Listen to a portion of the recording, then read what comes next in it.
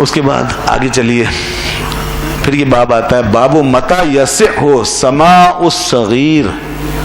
فرماتے ہیں کہ چھوٹے بچے کی سماعت کب صحیح ہوتی ہے. سماعت، سما کا مطلب سننا، یعنی حدیث کا سننا. چھوٹا بچہ راوی چھوٹا ہے، بچہ ہے، نابالغ ہے، تو اس کا سماع کب معتبر ہے.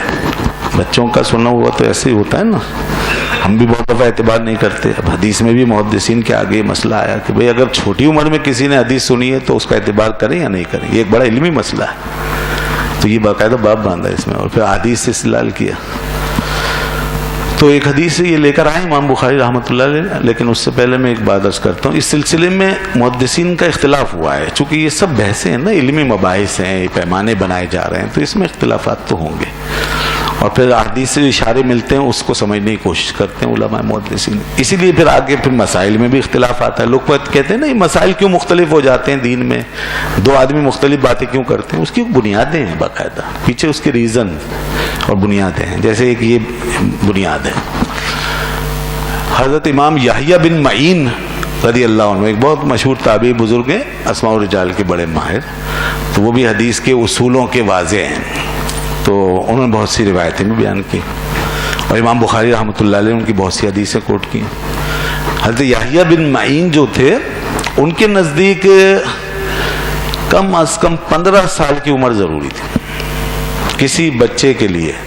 کسی صحابی کے لیے، نو عمر صحابی کے لیے 15 سال ضروری تھے جو وہ حدیث کو سنیں تو اس کا ہم اعتبار کریں. 15 سال سے اگر وہ کم ہے تو پھر ہم ان کی حدیث کا اعتبار نہیں کریں گے. اب دیکھیے جب وہ حدیث کا اعتبار نہیں کر رہا ہے تو ایسی حدیث کو کہہ دیں گے صحیح نہیں ہے.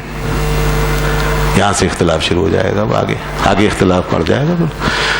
تو کہتے ہیں 15 سال کی عمر ضروری ہے. اچھا، اب یہ بات بھی وہ اپنی طرف سے نہیں کہتے، یہ اصول جب بناتے ہیں تو اس کے پیش نظر بھی کچھ چیزیں ہوتی ہیں ان کے سامنے، گھر بیٹھ کے تو نہیں بنائی جاتی ہیں ایسی چیزیں. انہوں نے کہا کہ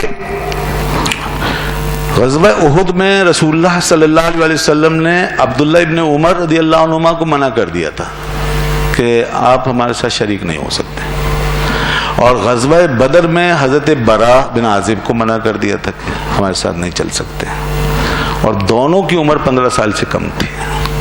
یہاں سے لیا، اس کا مطلب یہ ہے کہ 15 سال سے کم عمر بچے کا اعتبار نہیں ہے، تو اس لیے منع کر دیا گیا. یہ یحییٰ بن معین کہہ رہے ہیں،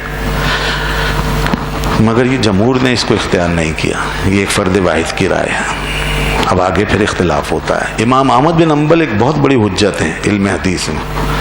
امام احمد بن حنبل اس بات پہ اعتراض کرتے ہیں اور وہ کہتے ہیں کہ یہ صحیح نہیں ہے، اس لیے کہ یہ جو منع کیا گیا تھا غزوے میں جانے سے، یہ اس کی وجہ اور تھی. وہ موقع جنگ کا تھا اور وہاں چاہیے شجاعت اور قوت چاہیے، شجاعت چاہیے، اس کی ضرورت.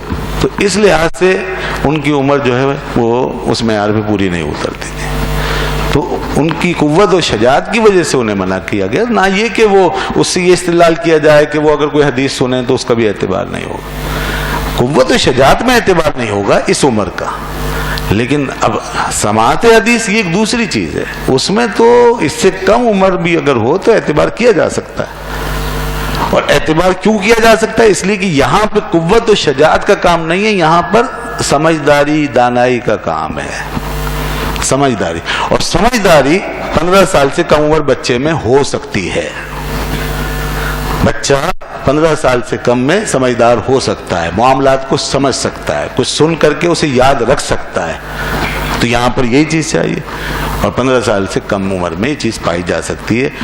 اور یہ وہ چیز ہے کہ اگر اس 15 سے کم عمر میں پائی جائے تو اس کا اعتبار کر لیں گے اس عمر کا، اور اگر 50 سال میں بھی پیدا نہ ہو تو اس عمر کا بھی اعتبار نہیں کریں گے. مطلب 50 سال کا آدمی ہو گیا، اس میں سمجھداری نہیں ہے تو وہاں اس کی بات کا اعتبار نہیں ہوگا. تو اصل چیز ہے سمجھداری کب آ رہی ہے یہ دیکھا جائے. تو وہ کہتے ہیں کہ جب بچہ ذی شعور ہو جائے گا تو بس اس کی سماعت معتبر ہوگی. اس کو کہتے ہیں تحمل کرنا، سماعت کرنا، حدیث کا تحمل، یعنی حدیث کو اٹھا لیا اس نے، اب لے لیا. اس کے بعد پھر اب ہے روایت کرنا.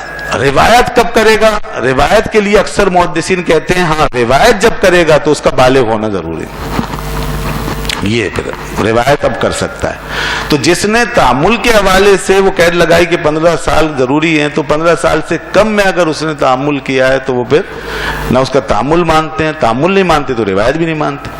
لیکن جس نے 15 سال سے کم عمر میں تعامل مان لیا، سما مان لیا، تو وہ پھر اس کے بعد روایت کو بھی معتبر جانتے ہیں۔ اور امام احمد بن حنبل کا یہ موقف بہت قوی ہے، بہت قوی ہے، اس لیے کہ کئی صحابہ ایسے ہیں جن کی روایتوں پر تمام محدثین اعتماد کر رہے ہیں اور انہوں نے بچپن میں سنا ہے، 15 سال سے کم عمر میں سنا ہے۔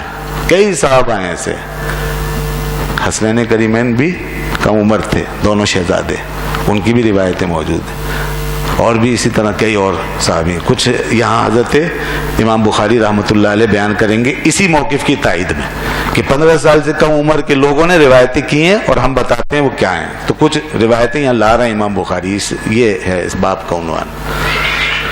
تو یہ ہے وہ بات۔ تو اب یہاں پر جو امام بخاری نے روایت کی ہے ایک حدیث پہلی اس باب میں، وہ یہ ہے، اور یہ بھی حضرت عبداللہ ابن عباس ہی کی ہے، اور یہ بھی کم عمر تھے، انہوں نے بہت سی باتیں کم عمری میں سنی ہیں اور بعد میں روایت کی۔ حضرت عبداللہ ابن عباس